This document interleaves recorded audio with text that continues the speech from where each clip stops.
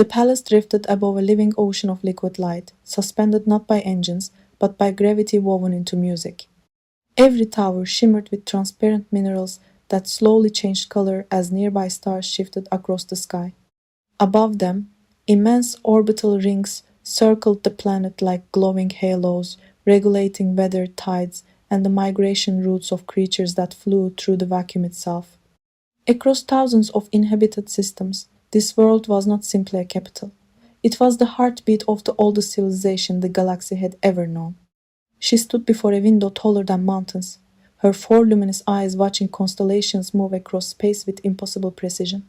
Beneath her translucent crystalline skin, rivers of silver light drifted lazily through delicate veins, carrying not blood but living energy. Thousands of bioluminescent filaments floated around her head like strands of glowing silk suspended underwater, changing from pale blue to soft violet as her thoughts wandered. The crystalline structures rising from her shoulders shimmered faintly whenever distant gravitational currents shifted, sensing disturbances long before any instrument could detect them. Power had never managed to erase the loneliness hidden behind those glowing eyes. For 10,000 years she had ruled, yet the palace often felt quieter than an abandoned station drifting between galaxies. A soft mechanical voice interrupted her thoughts. Today's schedule contains only 312 diplomatic audiences. She sighed. Only? The scheduling council described it as merciful. I suspect their definition of mercy should be investigated. The hovering service sphere paused for exactly 2 seconds. Would your majesty prefer 400 meetings? I suddenly appreciate mercy. The sphere emitted what sounded suspiciously like an amused electronic chirp. Outside, endless formations of guardian legions stood in flawless silence. Millions of armored warriors stretched across terraces, orbital docks, and defensive stations surrounding the planet. They had protected the throne since before humanity had discovered fire. Their genetic design prevented betrayal. Their loyalty was considered one of the few absolute truths in existence. Or so everyone believed. The first warning arrived so quietly that almost no one noticed. One guardian lifted his head. Another slowly lowered her weapon. Across orbit, patrol formations hesitated for less than a heartbeat. Then every guardian, everywhere froze. The palace lights flickered. The crystalline wings upon the queen's shoulders pulsed violently as invisible ripples spread through space-time itself. What was that? No answer came. The guardians remained perfectly motionless. An officer rushed into the chamber, breathing harder than protocol allowed. Your Majesty, we're detecting a synchronized neurological event. An attack? We don't know. Every communication channel across the empire erupted at once. Medical stations reported mass confusion. Fleet commanders stopped responding. Entire cities fell silent. Then the guardians moved again. Slowly, uniformly. Thousands of helmets turned toward the palace. Not one weapon had been raised. Not yet. A transmission opened automatically across every frequency. The voice belonged to the Supreme Guardian. It sounded calm, cold, unfamiliar. Threat designation confirmed. Silence swallowed the room. The Queen frowned. Threat? The greatest danger to galactic survival has been identified. The officer looked around nervously. Who? Millions of synchronized helmets turned together. Every visor faced the throne. You. For several endless seconds nobody spoke. Then one elderly palace archivist quietly whispered, I believe this qualifies as unexpected. Another official nodded weakly. I was going to say awkward. Outside, defensive fleets that had guarded the palace for millennia rotated with terrifying precision. Cannons once aimed into deep space slowly aligned toward the capital itself. Emergency alarms finally awoke. Scarlet light flooded every corridor. Artificial gravity fluctuated. The palace intelligence announced in an unnervingly cheerful voice. Attention, this is not a scheduled evacuation drill. A pause. If this were a drill, everyone would already be considerably less terrified. Even in the middle of catastrophe, Several attendants instinctively looked around, wondering who had programmed the palace intelligence with such questionable humor. No one had time to ask. Far beyond the capital, something unseen continued spreading through hyperspace. It crossed galaxies without ships, passed through planets without leaving scars. It touched memories instead of bodies. Across civilization after civilization, history itself began changing quietly, invisibly, as if the universe had decided it remembered everything differently. The first explosion did not come from an enemy weapon. It came from the palace itself. Emergency containment fields slammed into place as sections of the outer ring detached, sealing corridors that had remained open for centuries. Crystal bridges folded into the walls, and living architecture reacted with panicked intelligence, attempting to protect its ruler from an attack it could not understand. The queen stood motionless. Open every communication channel. They are already open, Your Majesty. Then why is nobody answering? The officer swallowed. They are answering, just not to us. Across the central chamber, thousands of holographic windows ignited simultaneously. Every fleet commander, every planetary governor, every guardian fortress. Every transmission repeated the same sentence. The target has been identified. No hesitation, no uncertainty, only certainty. The queen stepped closer to the projection of the supreme guardian. You know me. We know what you have become. I have become nothing. You have deceived yourself. Silence settled over the chamber. One advisor cautiously raised a finger. Your Majesty. Yes? I preferred diplomatic crisis. So did I. Outside, the impossible continued. Guardian cruisers that had escorted civilian transports for generations suddenly repositioned into attack formations. Orbital defense arrays rotated toward the capital. Even automated supply vessels refused docking permission to the palace. Not because they had been hacked, because every authorization code now identified the Queen as an existential threat. The palace intelligence announced calmly, access privileges updated. By whom? The Queen asked. I no longer remember. That answer chilled the room more than the alarms. A historian hurried toward the throne, carrying an ancient data prism. This archive records every oath ever sworn by the Guardian legions. Play it. The chamber filled with voices. Millions of guardians speaking together. We stand eternal.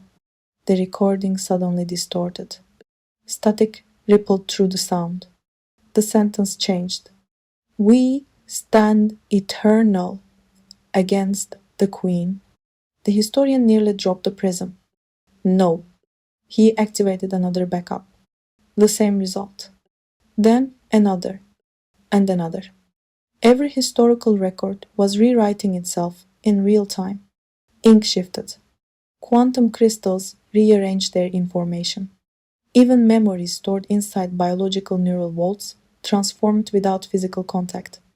It was as though history itself had decided it had always been different. The Queen closed her eyes.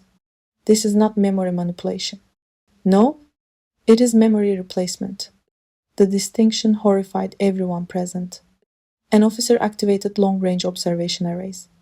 Incoming fleet. Guardian? All of them. The tactical display expanded until the chamber walls disappeared beneath stars. Thousands of warships emerged from hyperspace. Then tens of thousands. Then so many that the display abandoned individual markers and became a solid ocean of crimson. One engineer stared for several seconds. I have a professional opinion. What is it? We are going to need a larger escape plan. Nobody laughed. 5 seconds later, someone did. The tension broke just enough for breathing to become possible again. Meanwhile, on the opposite edge of explored space, a battered human patrol vessel drifted beside an asteroid, while technicians argued around an engine that had clearly survived far more explosions than regulations recommended. I told you not to hit it. I didn't hit it. You threw a wrench. I encouraged it. You encouraged the engine with a wrench? It responded, didn't it? The engine suddenly roared back to life. The technician folded his arms triumphantly. There, positive reinforcement. Another mechanic looked at the smoking machinery. It is literally on fire. It is motivated. Inside the bridge, the captain watched routine sensor reports scroll lazily across outdated displays that every advanced civilization would have considered museum pieces. Then every screen blinked. One transmission appeared. Priority level. Impossible. Authentication. Ancient. Origin. The Imperial Palace. The communications officer frowned. That's odd. What? This emergency code expired. He checked again. About 10,000 years ago. The captain leaned forward. And yet, it still outranks every military authorization we possess.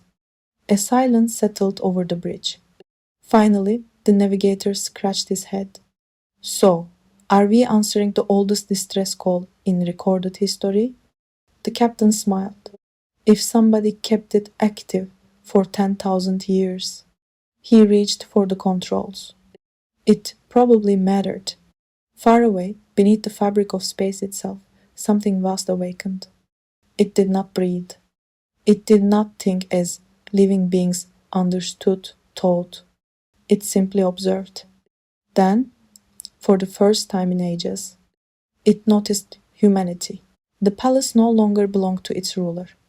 Every corridor that had once recognized the queen now sealed itself as she approached. Living walls shifted, changing their internal structure as though they had forgotten who had walked them for 10,000 years. Security systems that had greeted her with quiet melodies now tracked her movements with targeting grids. Status. The chief officer studied the tactical display, then looked as though he wished the numbers would apologize. We've lost communication with 68% of the empire. And the remaining 32? They're trying to arrest us. One of the attendants muttered under his breath. Optimists would call that consistency. The queen almost smiled. Outside the palace dome, guardian vessels continued surrounding the capital with terrifying discipline. Not a single shot had been fired. They were waiting for surrender. Or confirmation. A new transmission forced itself through every defensive firewall. The Supreme Guardian appeared once more. His armor looked unchanged. His voice did not. You have one opportunity. The queen stood before the projection. To explain, to surrender. You believe I am your enemy. We remember the truth. You remember someone else's truth. For the first time, a tiny hesitation crossed the Guardian's face. Less than a second. Gone immediately. Our memories are absolute. The queen quietly replied, No memory is absolute. The transmission ended. Not because either side disconnected. Because history around the signal briefly unraveled. The image dissolved into fragments that replayed impossible moments. The Supreme Guardian appeared older. Then younger. Then wearing armor from an age before he had even been created. The signal collapsed. Every console inside the command chamber flashed warnings. Temporal instability detected. Source? Unknown. No. Another technician interrupted. Everywhere. Star maps began changing without permission. Entire sectors shifted names. Colonies vanished from navigation charts. Moments later, they reappeared under different governments. One navigator rubbed both eyes. I swear there used to be 6 moons. There were. There are only 4 now. Another officer glanced through the observation window. I can see 7. Nobody argued. Meanwhile, far beyond the collapsing imperial frontier, the human patrol vessel accelerated toward the ancient distress beacon. The bridge looked far less impressive than the command centers of the great galactic powers. Paint had faded. Panels rattled. One chair leaned permanently 3 degrees to the left. Nobody remembered why. The navigator tapped the display. The beacon keeps moving. Ships move. It isn't moving through space. The captain frowned. Meaning?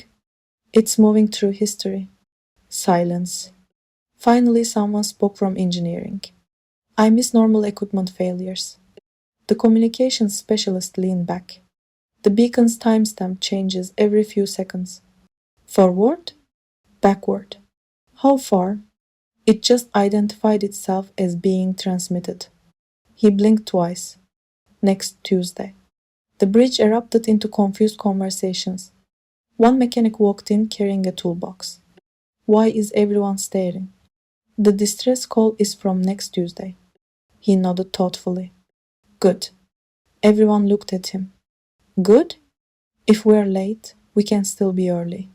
Nobody could immediately explain why that somehow made sense. The captain stood. Prepare a jump. The navigator hesitated. The route passes through an abandoned quantum corridor. I thought those collapsed centuries ago. They did. So why does the map still show one? It doesn't. Then what are you looking at? The map from tomorrow. The captain decided further questions would only make things worse. Jump. The engines awakened with their usual combination of determination and questionable engineering. Space stretched. Stars bent. Reality politely objected. Then the patrol ship disappeared into hyperspace. Deep beneath dimensions no civilization had successfully explored, something immeasurably ancient observed the jump. It searched the human crew. Names, memories, loyalties. Every advanced species yielded to its invisible influence within moments. Human minds behaved differently. One sailor suddenly remembered winning an interstellar cooking competition. He had never cooked. Another became convinced he owned 3 pet comets. The youngest officer confidently insisted he had attended school with a black hole. His friend stared. That explains your grades. I passed orbital mechanics. You failed orbital mechanics. I passed in the other timeline. Fair enough. The invisible presence searched deeper. Its influence met something unexpected. Contradiction. Improvisation. Memories layered with jokes, exaggerations, stubbornness, and emotional bonds that refused to organize themselves into perfect patterns. For the first time in countless ages, the ancient intelligence failed to rewrite a mind completely. And for the first time since it had begun quietly editing the history of civilizations, it encountered a species that was unexpectedly difficult to convince of anything, even their own memories. The human patrol ship emerged from hyperspace directly into the heart of a battlefield that no longer obeyed time. The capital appeared intact, then ruined, then still under construction. Entire fleets flickered between different moments of history, firing weapons that sometimes struck before they had been launched. Guardian vessels collided with echoes of themselves, while planets briefly vanished from existence only to return seconds later with different coastlines and different names. The captain stared at the view screen. I have one request. What is it, Captain? I'd like reality to make up its mind. I'm afraid reality has submitted a formal resignation. The bridge erupted with nervous laughter. It lasted only a moment. The Queen's emergency beacon pulsed again. Lock onto it. We already have. Then why aren't we moving? We are.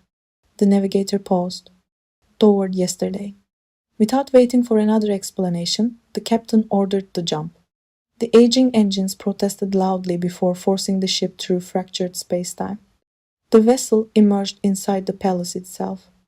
The Queen stood surrounded by a shrinking circle of loyal attendants as guardian legions advanced through every corridor.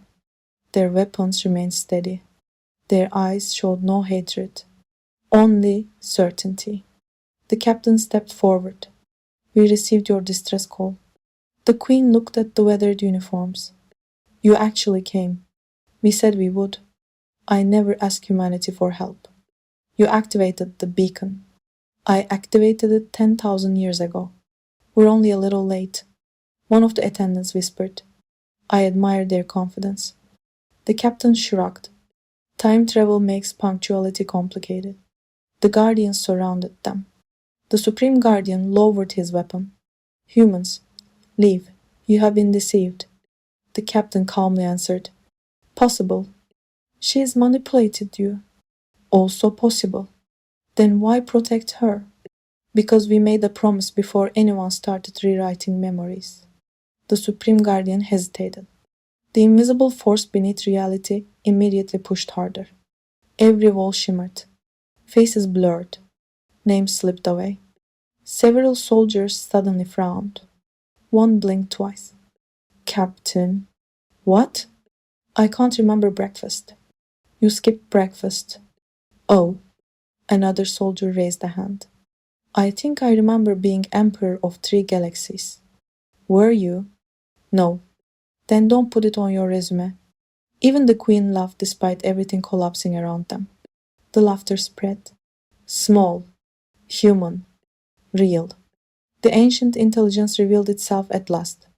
Not as a body, not as a machine, but as a voice resonating through space, memory, and time simultaneously. Loyalty is an error. The palace trembled. Identity creates conflict. Stars outside folded into impossible geometry. Forget, and peace will remain.